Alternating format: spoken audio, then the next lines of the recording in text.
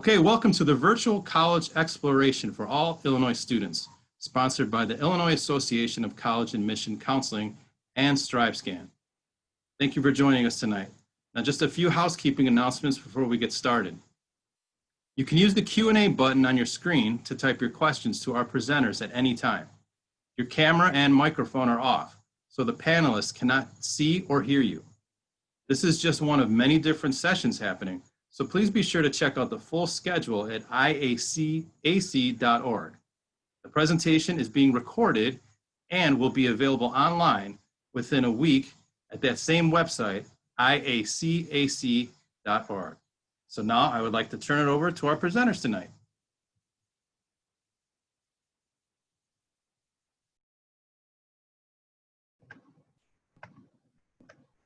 Kristen, you're muted. Good evening, everyone. Welcome. Hello.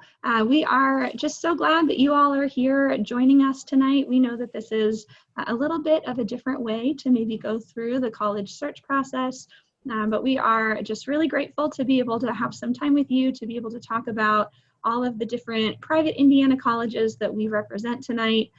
Just to start introductions, my name is Kristen Nelson. I am an assistant director of admission, work for Butler University, and work with students primarily in the western suburbs of Chicago. I will pass it along to my colleagues who will also introduce themselves and the institutions that they represent.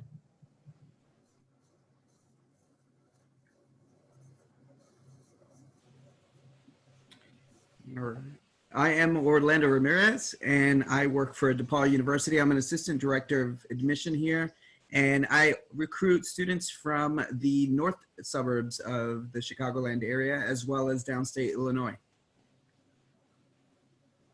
Hi, everyone. Thanks for joining us today. My name is Ana Martin del Campo. I'm an admission counselor at St. Mary's College. I'm a Chicago regional rep, and I also cover Chicago and the Northern Territories. I've been with St. Mary's for about a year, and I graduated in 2015. Hello, everyone. I'm Alex Goplin, and I represent Trine University. I'm a regional rep as well, located here in Chicago. And I recruit all students from Illinois and all students west of the Mississippi. So let me know if you need anything. Good evening, everybody. Can you hear me okay? Just another sound check. Okay, you're perfect. My name is Joel Johnson with Valparaiso University. I actually recruit students primarily in the greater Chicagoland area. So if you live in the city or the suburbs surrounding Chicago, you're going to work with me. And there are two other representatives from our school that cover the rest of the state. So you'll connect with one of us, one way or the other. And hello, everybody. My name's Kyle Vowell. I am the Associate Director of Admissions at Wabash College, and I am based out of Chicago and will work with everyone here in Illinois. All right. So we want to just provide a great introduction today for what we plan to talk about during the next 45 minutes or so that we are going to be with you all. So we will start by covering some of the different similarities that we've seen between our different institutions. What does, a liberal arts type institution look like? What does a private experience look like from attending a private institution? What are some things to know about being in the state of Indiana and knowing the proximity that Indiana may be to some of the different cities and parts of Illinois that you may be coming from. So we will start by covering those different areas, but then we also want to take some time to really talk about each of our different institutions that are represented. We know that this is a time for you to start getting to know different facts and figures and details so that you can start thinking about where it is that you would like to go to school in maybe the coming year or two. And so we want to make sure to give you as much information as we can in the next 45 minutes to be able to do so. We also really want to encourage you to engage with us as much as you can. I know a webinar format only allows that to a certain degree, but you will see the Q&A feature at the bottom of the screen there. That is a great way if you have questions as we are going throughout this next 45 minutes for you to be able to ask those. So if there are things you'd like to learn more about that we could elaborate on or clarify, please make sure to use the chat. We will be monitoring that so that we can make sure to answer those questions as they come through throughout the presentation. We will also have some time toward the end reserved to be able to answer any additional questions that there may be. Again, we'll be making sure to use that Q&A feature so that we can answer any questions that you might have. So to start, we just want to talk a little bit about our locations. And so the entire purpose behind this and this session is really just to talk about, okay, Indiana is just across the border. We are a neighboring state. And so we are pretty accessible as you start to think about maybe the radius that you are looking at within the Midwest if you're looking in that region. And so we wanted to provide some information. You'll see on the map where each of our institutions are located. So 3 of our institutions, Butler, Wabash, and DePaul are all located in that centralized area. And then Valparaiso, St. Mary's, and Trine are all located more in that northern part of Indiana. So you will see on the side there from each of our different institutions, we have provided a general driving distance or travel distance from 3 primary cities within the state, from the Chicago area, from Peoria to get that central Illinois focus, and then also from Edwardsville if you are from the southern Illinois area, so that we can then give you some of that frame of reference. Next, we'll start talking a little bit more about financial aid and scholarships and what that looks like at a private institution. So I want to pass it to Joel as well as Orlando to be able to speak further about those areas. Thank you, Kristen.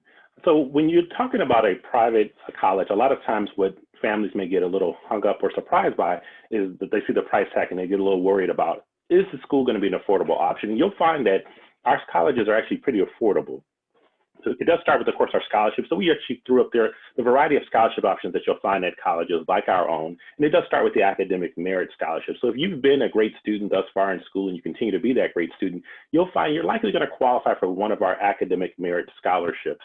And these numbers actually are based off of our individual schools. So you'll find that they'll range from about 8,000 up to 32,000 across all 6 of our different schools. Again, the numbers will vary from school to school, but you'll find that the money is definitely there to help start bringing down the cost just based off of the work you've done in the classroom. But outside of your academic merit, you will find other scholarships that our schools offer, including, of course, talent-based scholarships. So this is for those musicians, the singers, the dancers, the artists, sometimes even cheerleading, depending on how it falls, may fall under a talent-based scholarship. So make sure if you are talented in a particular area, find out if the colleges you're looking at offer any type of talent-based scholarships. And most of these just require an audition or a portfolio or something of that nature. In addition to those 2 scholarship types, you'll also find athletic scholarships. Now, athletic scholarships are restricted to NCAA Division I, II, and NAIA schools. So that's going to, again, differ from one school to the next.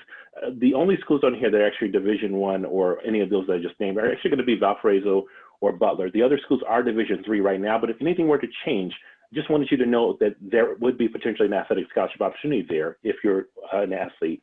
And then finally, we have specialty scholarships, and that's truly going to range from school to school. I listed a few options on the slide there, but again, dig into it and really find out what is of interest to you and find out if the school is offering something that may fit some of your past interests. And one other thing, and then we'll hand it over to Orlando, need-based aid is the next thing that helps make our schools affordable. A need-based aid typically starts in one of 2 locations. You've got the federal government, so if you're going to use the FAFSA, that will draw some federal need-based aid that you might qualify for. And then each of our schools offers some form of institutional aid. That means that we, the school, are going to offer some dollars to help bring that cost down. And need-based aid can be stacked with your academic merit scholarships. Orlando, can you tell me a little about the total cost versus net cost? Yeah, so when you hear total costs, we're talking about the price tag that you see on the university's website or in publications. But the net cost is what you actually pay out of pocket after you've received scholarships, grants, loans, and other aid. So for example, the total cost for Wabash College is $60,200, but you actually might end up paying $20,000 or even less, depending on how much aid you receive from the university. So moving on to the next point, U.S. News and World Reports has actually listed all 6 of our colleges as best value schools. And so what that means is that your return on investment will be high. In other words, the amount you pay upfront to attend any of our colleges will be paid back over the course of your career and then some. So the return on investment for attending liberal arts colleges traditionally will be around $200,000 more than the median for all colleges in general. And now we'll turn it to Anna, and she'll take over from here. Thanks, Orlando. Okay, So I'm going to be talking a bit about the benefits of a college town and a small campus community. And I think this is very crucial, especially for students, for me, for example, that I was a first generation student coming from the West Coast, coming into the Midwest and understanding that I had no clue what Indiana looked like or what my campus was going to look like. So in order for me to have an easy campus accessibility, off-campus experiences, were the benefits that I was looking for, because I didn't want to be going across campus from my residence hall to all the way to the end of the city to go to my class. So for me, this was absolutely very important to have, which is having the easy campus accessibility of having a close campus where you're able to navigate and don't have to travel across the city. And so also to be able to have the connections of the off-campus experiences, because you have the close-knit community who's able to get you jobs while you're currently during your 4 years at college, having internships if there's either the local station, let's say you're studying communications, and there's a local station that's connected with your college where you're able to do internships there, or you have schools if you're studying education, or where you're able to shadow teachers and you're able to also have internships there, or if you're a nurse. I mean, the really possibilities are and opportunities are just unlimited, but this is to say that when you have such a close campus knit community, you're able to have all of these opportunities as well as community service. My other thing that I wanted to touch a point on was leadership positions. When you're in a small campus community, you tend to have more opportunities for leadership positions, whether you're captains of your intramural team, whether you're captain of a club, whether you're captain of the engineering team, whatever it is. But by building these leadership positions throughout your 4 years, you're able to put on your resume when you get out and try to find a job, how many leadership positions you've been through and how much you're capable of getting this job, because your close-knit campus was able to provide you with this. As well with my next point coming up, relationships with professors and counselors. Because most of our colleges, you have about 15 to 10 student to professor ratio, you tend to get to know your professors really well, and they tend to get to know you so well that when you're graduating and if you want to go to either grad school or you want to follow a job, that they're able to write letters of recommendation, that they're able to counsel you into saying, you know what, how about these grad schools, or be able to advise you on what to do after your 4 years in college. And then the strong inter-campus networking. I think this is so valuable because the alumni network in all of our campuses, because again of our small campus community, we're able to connect you with jobs, with internships, with opportunities outside of your campus, because we've been trying to connect you with not just your students, not just your professors and counselors, but the actual alumni network that we have that continue helping our students be successful after college. And next, I'm going to pass the stick on to my teammate, Alex. Thanks, Anna. Now that you've been able to see some of the benefits of being on one of our campuses, let's see how the benefits extend after graduation. First off, the benefits actually begin before you graduate on all of our campuses. As Anna said, the networking opportunities are cultivated on our campuses, which lead to connections that spread throughout the world. My biggest advice is to get involved. Every club and organization that you get involved in can be an experience to put on a resume once you graduate. During your undergraduate years, you will also have the possibility at internships, co-ops, and other off-campus opportunities to get your foot in the door for your future career. Our schools also have career centers, which are whole departments focused on aiding our students in the pursuit of best possible internships and jobs that they can through networking with our alumni and friends of the university. This all leads to a great return on investment, like Orlando was saying. Each one of these aspects creates a very successful alumni, which I'd like to give you a glimpse of today. Can I get that next slide, please? As you can see, our alumni have found success and been leaders in business, sports, entertainment, public service, and more. Some of the biggest companies and organizations have been shaped and led by our graduates of our institutions. Return on investment is why you go to college, and as you can see, outcomes are limitless at our institutions. Now that I've briefly talked about outcomes, Kyle is going to go over the application process. All right, thanks, Alex. So hopefully after seeing a lot of that information and by being here today, you're going to want to apply to our schools. And one of the first things you're going to have to figure out is, do I want to apply test optional? And that's something you may have heard in the news lately, you may have heard from your counselors. And so what does that really mean? The big thing is, with everything that's happening, you may not have had a chance to take the ACT or the SAT. So all of our institutions and a lot of, specifically our 6 institutions, but a lot of institutions across the country have decided to become test optional this year if they haven't already. And so it allows you to apply normally just without your ACT or your SAT. So we're going to be looking a little bit more in depth into your high school transcripts and activities that you're involved with when making a decision and when giving your merit-based scholarships. So why would you apply test optional? One, if you didn't have a chance to take the SAT and don't plan on doing that, or maybe you have a pretty strong GPA, you took the SAT or ACT and you didn't like your score, you didn't feel like it matches what your GPA is. That'd be a great opportunity for you to apply test optional. On the flip side, if you had a chance to take it and you are happy with your score, or maybe your GPA is a little bit lagging in a few classes, but you had a strong test score, then that'd be a great opportunity for you to be able to submit your scores and see that. If you're kind of on the fence on what you should do, I would recommend reaching out to your admission counselor. So one of us would be able to, all of us are going to be the ones that are reading your applications. And so if you reach out to us, we can try and help you throughout that process. We might not necessarily tell you exactly what you should do, but we can at least give you some advice in that area. And it's a great opportunity for you to meet your admissions counselor. And by us talking to you, we get to know you a little bit better. So when we're reading your application, we might not be able to find out some of those pieces of information that you tell us that's not on your application. But really always push and recommend our students to do that type of stuff. And then once you decide you're applying, the other 2 main things you have to decide is, am I going to apply via the common application, or am I going to apply via the individual institution's application? And so there are pros and cons to each. The big thing with the common application is, they represent 900 colleges.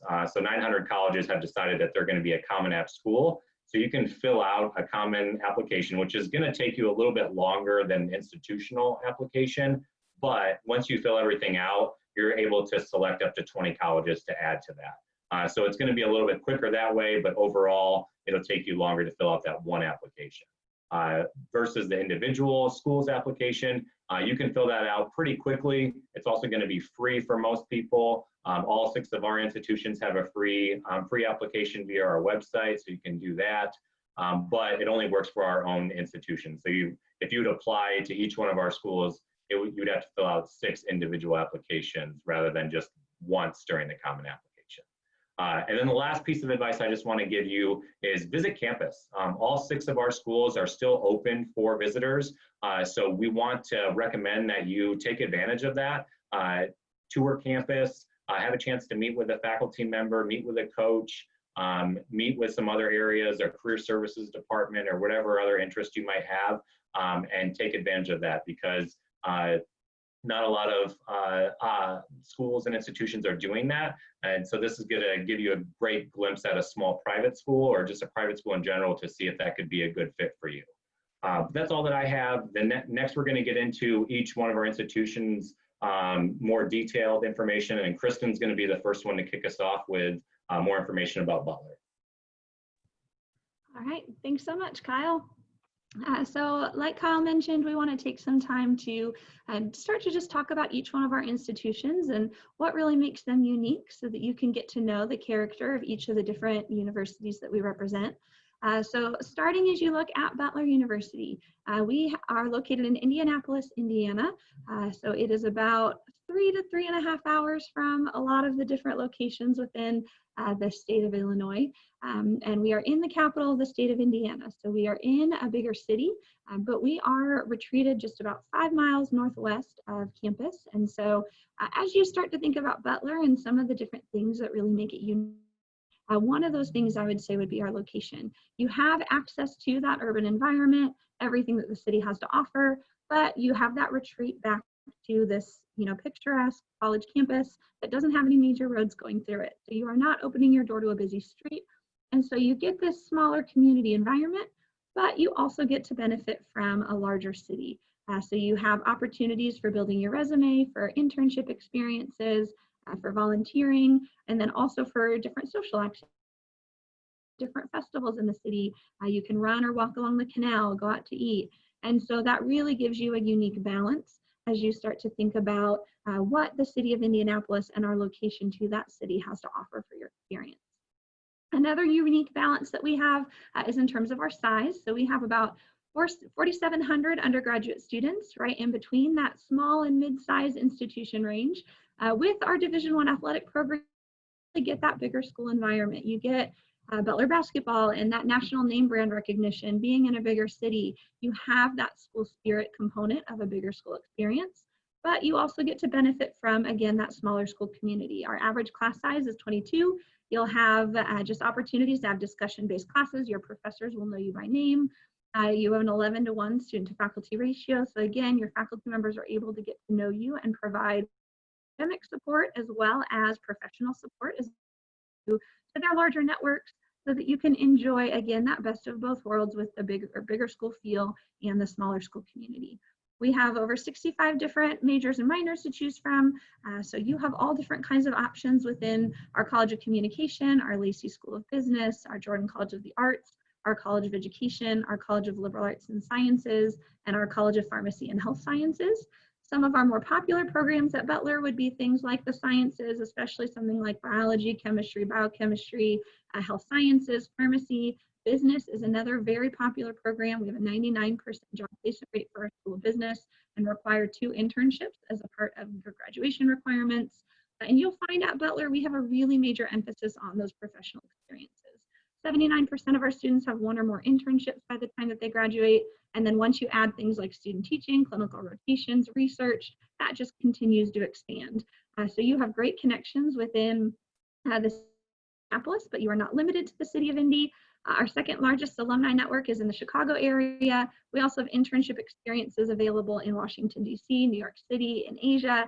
So you have great opportunities to be able to choose from. We have over 150 student organizations. Over 94% of our students are involved in 1 or more of those organizations. So a lot of different ways to be able to get involved and active on campus. And so you have service to organizations, social fraternities and sororities, intramural sports, club sports, music and arts programs, so that you can really start building that campus experience. We also have a 3-year campus requirement for residence life. So students will be living on campus. They are present, they are around and involved. And then as you start to think about the application process, for those of you that are seniors, November 1st is going to be our early action deadline. So I would highly encourage applying by November 1st. The last thing that I will mention before passing along, we have, in my opinion, partially biased, the cutest mascot that there ever was. Follow our mascot Blue on Instagram or Snapchat. And that is just a fun additional component to the Butler experience and our Butler campus community. So I will pass it along now to Orlando to talk further about DePauw. Thanks, Kristen. So 45 minutes west of Indianapolis, you'll find Greencastle, Indiana, which is where DePauw is located. DePauw is a residential campus, meaning that all 1,900 students are living on campus all 4 years, which is a great environment to just develop that social network that you will definitely be interacting with throughout your life. One of the things that stands out about DePauw is that, yes, we are a liberal arts school where you will find courses in philosophy, religion, all these other liberal arts courses or fields of study. But DePauw has always been a school that marries or integrates a lot of the experiential learning into your curriculum. So throughout your 4 years, you'll actually be meeting your graduation requirements academically, but you'll also be meeting certain requirements for experiential learning opportunities, which will work together to benefit you through the gold commitment. Now, our gold commitment says that if 6 months after you graduate, you're still looking for a job or you're still trying to get into a grad program, we'll give you 2 options. You can either come back to campus for another semester tuition free, or you can actually be employed by one of our alumni partners who have said that, yes, we'll take on a DePaul student at an entry-level job, and it could be at a place like Goldman Sachs or JP Morgan, things like that. And so we're guaranteeing 100% success through that gold commitment. Now, we offer 49 different majors at DePaul. We also have a School of Music as part of that as well. So all of our students come in undecided, and they have the ability to explore courses in different areas right from the very beginning, and then declare their major at the end of their sophomore year. In addition to the majors, we have 3 pre-professional tracks: pre-law, pre-health, and also pre-engineering. And in addition to that, we also have 4 honors programs. The first honors program is kind of your bread and butter honors program that really develops critical thinking skills. But then we have 3 fellowships that help you focus your studies in 3 specific areas. So one of them is management and business. The other one is media. And then the final one is the environment. We are a Division III school with 23 varsity teams. Our women's basketball team has won 2 division championships. And we also have really strong teams in softball, volleyball, and of course, football. I definitely want to mention that if you haven't already Googled the Monon Bell Classic, you should. It is a really great event that brings the entire school together, alumni together, to just show that school spirit. And that game we actually play against Wabash College, which you'll hear about later on. We have been ranked 4th in the country for the number of students studying abroad. And also because we make it affordable for students to actually study abroad. We're also ranked 4th out of 4,500 colleges for upward mobility, meaning that we take students and after they graduate, move them up socioeconomic levels as they continue to go through their career span. So we have an average class size of about 15 to 17 students and a student to faculty ratio of 8:1. So it's not just about the individual attention, but it's also about how much ownership you have in the classroom.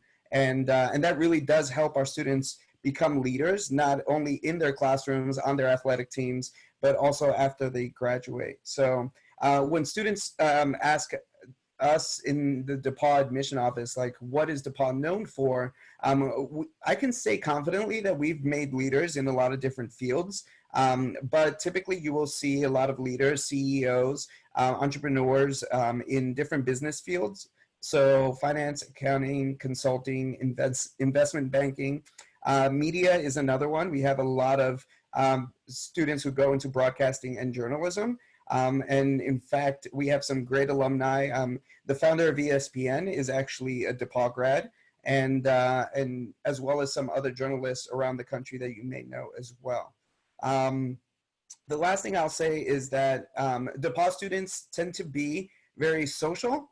They love to interact with each other, but at the same time, they love to take the opportunity to get involved in so many things. The average student will be, they'll have 1 major or 2. They might be in one of the honors programs. They might be a student athlete or in the School of Music. They might be in a fraternity or sorority. And then they might be leaders in 2 or 3 different student organizations. So if you're the type of student that really likes to get involved at your school and also in your community, then you definitely want to look at DePaul.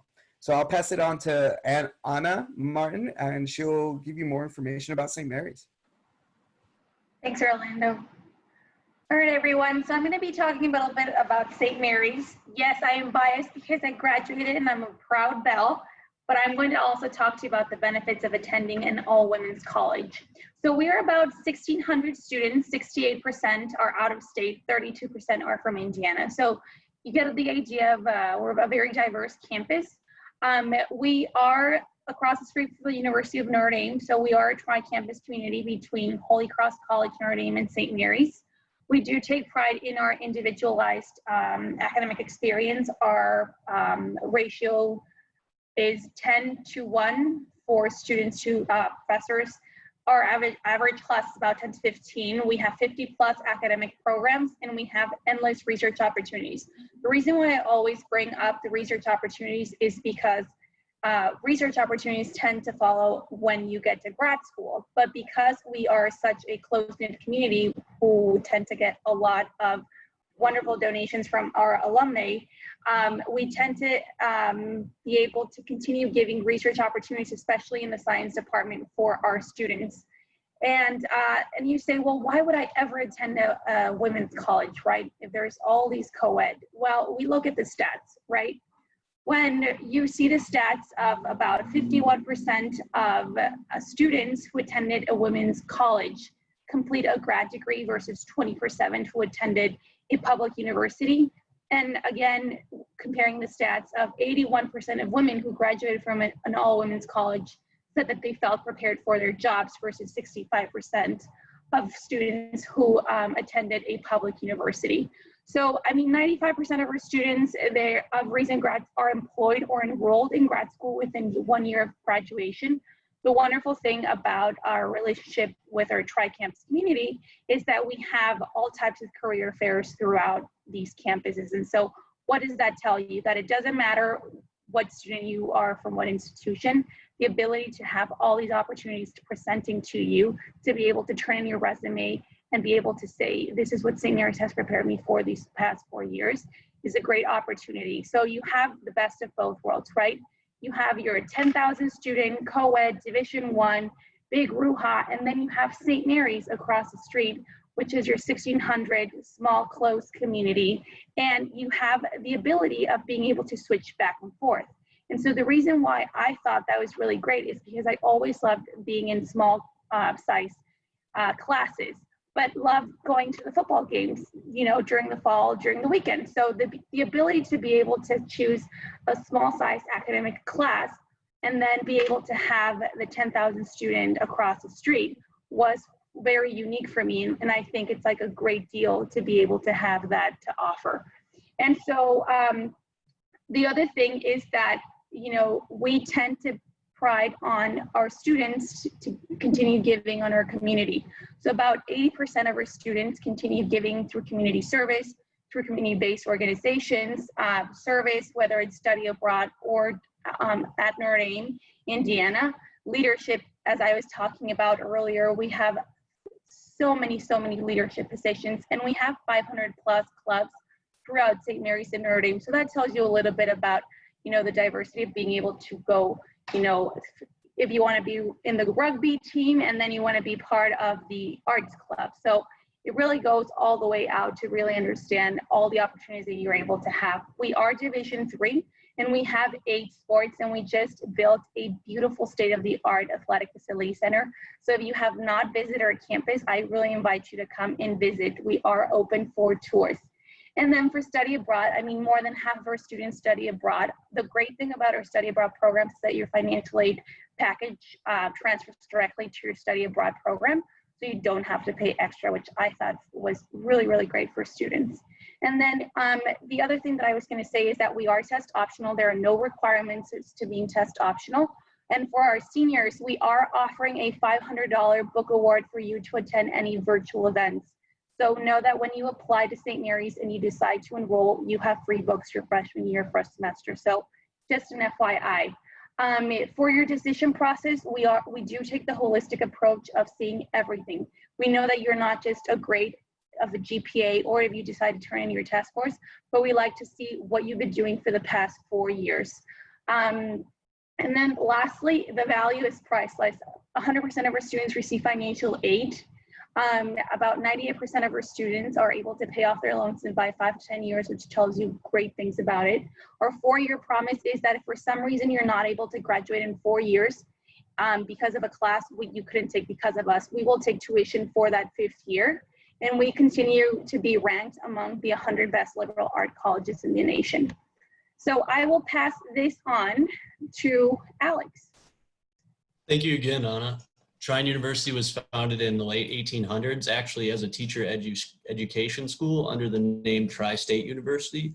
During the 2 world wars, then we adopted engineering and STEM, and that became one of the main focuses to help with the war efforts. Over 130 years later, Trine has grown to about 2,000 undergraduate students and about 5,000 overall students. That's including our graduate and doctoral students. Our campus is located in Angola, Indiana, a town of about 16,000 on 450 acres that is actually surrounded by our very own 18-hole golf course. Trine University has added $155 million in campus improvements, including brand new apartment-style dorms, renovated academic buildings with new labs and classrooms, a hockey arena, and the MTI Center, which you see behind me, which is home to our basketball arena, golf clubhouse, bowling alley, and esports arena. On the admission front, we are rolling admissions, so once you apply and get us your transcript or test scores, if you want to provide those as well too, we'll get you an admission decision and a scholarship decision at that point. On top of vast merit-based awards, Trine is offering $2,000 scholarship for all students that are out of the state of Indiana, which you guys would qualify for upon admission. On the education side, Trine offers 35 degree programs from over 5 different schools: engineering, business, health sciences, education, and arts and sciences. Some of the new major offerings this year include robotics and mechatronics, actuarial sciences, and plastics engineering. The student to faculty ratio is about 14-to-1 with the average class size of 16 to 17. So it'll be pretty hard to hide at Trine University. This means you'll have direct one-on-one contact with your professors, offering real-world experience, getting you ready for your future career. For example, during the start of the pandemic, actually, professors and students found ways to collaborate and come together to alleviate the shortage of ventilators by coming up with alternative devices, which we actually provided to our people down at Parkview, the health center down there.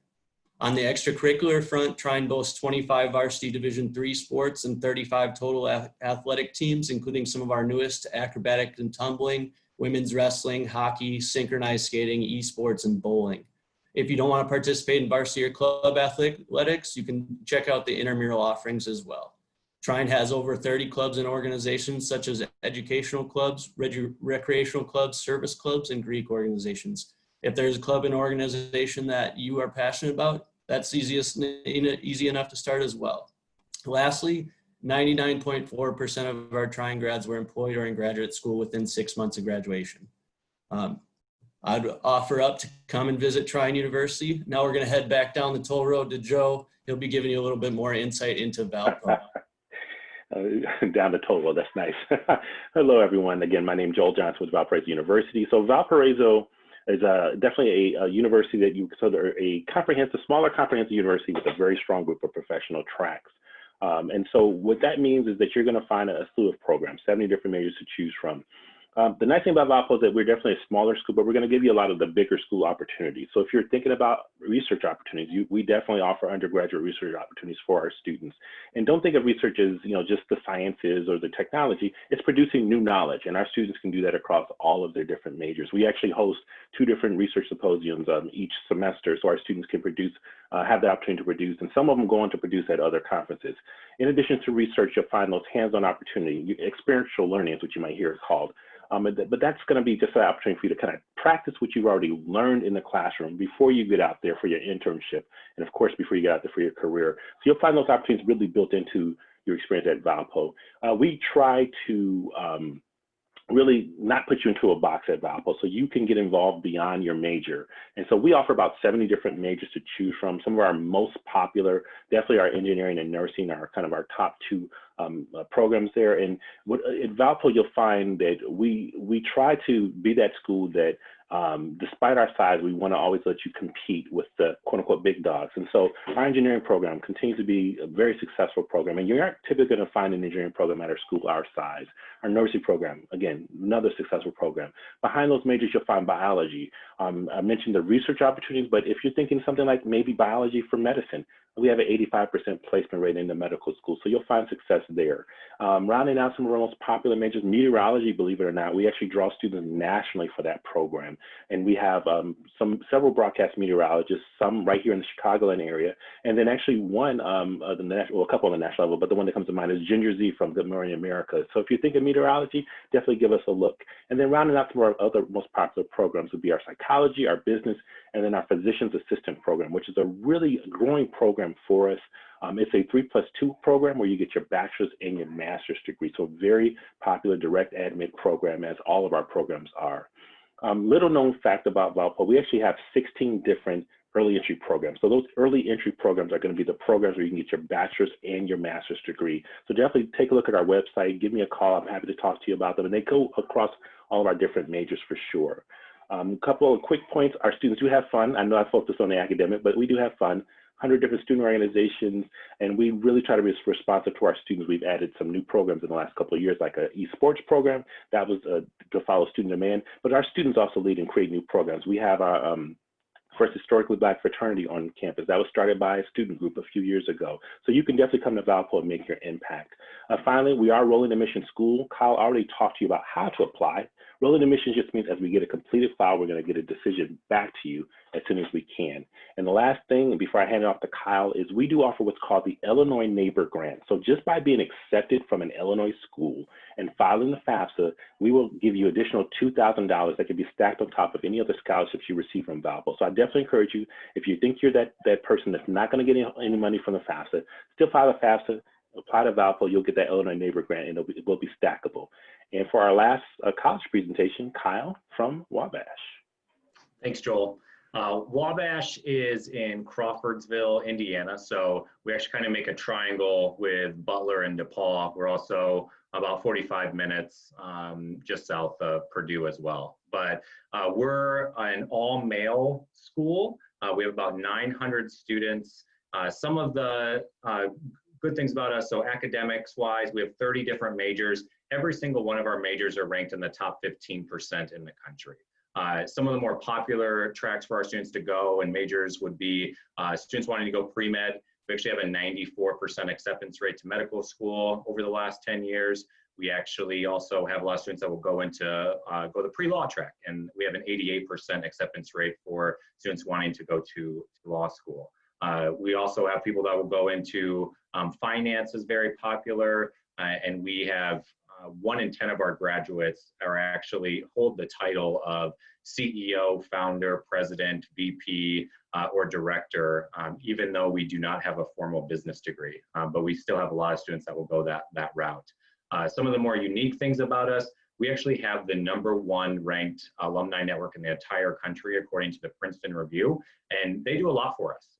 Starting off with scholarships, as soon as you would get admitted, you're going to get between $17,000 and $32,000 a year from us right off the bat. And then thanks to one of our alums in the Chicagoland area, by filling out the FAFSA, despite what it says, you're guaranteed to get another $7,500 to $15,000 per year on top of that. So just between those two things, that's going to bring down the cost quite a bit to make it more affordable option for you. And we still have a few full ride opportunities for scholarships and a visit opportunity where you can come in December 10th, 11th, and 12th and get some additional scholarship money as well. Some other things our alumni help us out with is internships. The Princeton Review also ranked us #1 in the country for top internships. And so they do a variety of different things to help that out. So every single Wednesday, we have something called Coffee and Careers, where an alum will come back, and in our library, we have a brew where students can get coffee and just hear from our alumni, see how they kind of got to where they are in their career, but also talk about any opportunities they might have for internships this summer. And so they do a lot. They do a lot with that to help them out. Another thing our alums help out with would just be immersion trips. So thanks to some alums, they donate some money to earmark for our students to go on mini study abroad sessions. We call them immersion trips. They'll be 7 to 14 days long, and they'll be over our like spring break, winter break, fall break, those types of things. But we have 11 classes per year that will go on these immersion trips, and it is completely free for our students. So we pay for your food, your airfare, your hotel, any excursions that might occur. It just gives a great opportunity for students without having to think about, is it going to cost too much for me to do this? It also allows all of our athletes to participate in that as well. We have 13 different athletic programs on campus, and we're pretty strong in all of them. Several of them are ranked every single year. We have academic All-Americans every year, All-Americans every year. We just built a $13 million football stadium this summer that was paid for by our alumni. And so we have some really good programs. Currently, DePaul has the Monon Bell, but we beat them, I believe, 8 out of the last 10 years. So that's always fun rivalry that we have with them. Some other outcomes I'd like to talk about real quick just would be our students, as soon as they graduate, we had 84% of them have a job. And then 6 months out, we had 99.5% of them have a job. In 2019 and 2018, every single one of our graduates had a job within that 6-month range. And then in terms of a salary, our median salary for a mid-career graduate is $137,800, which ranks us 3rd in the entire Midwest in terms of salaries. Not that money means everything, but it certainly helps. The last thing that I want to kind of talk about is just encouraging you to come out and visit campus. We'd love to hear a little bit more, but I'll kick it off to Joel to kind of see if we have any time for questions and kind of see our contact information. We have a very short window of questions, and there we go. So we have no questions. So well, thank you for joining us, everyone. We are sorry. Yes, I'm sorry about that. So we have to end at 6:15, but thank you everyone for joining us. When you close this window, there will be a link to a very quick 4-question survey. We'd appreciate any feedback you can provide. Also, this is just one of many sessions being hosted, so please be sure to sign up for additional sessions at IACAC.org. That's IACAC.org. In about a week, you'll be able to find this session's recording as well as other sessions recordings at IACAC.org. Thank you very much. Thank you, everyone. Thank you. Thanks. Take care.